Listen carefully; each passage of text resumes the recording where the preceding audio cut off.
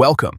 In today's video, I'll show you exactly how to find all your group badges on the Facebook app using your PC. If you've been active in Facebook groups and earned badges like Top Contributor or Rising Star, this is where you can view them all in one place. Let's get started. First, open the Facebook app or go to Facebook on your PC browser and make sure you're logged into your account. Once you're on the home page, look at the top right corner of the screen and click on your profile photo.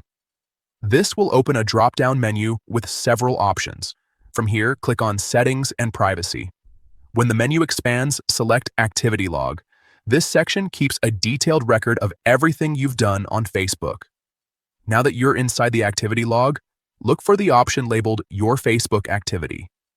Click on it to explore more categories related to your account activity. Next, scroll down or find the Groups section.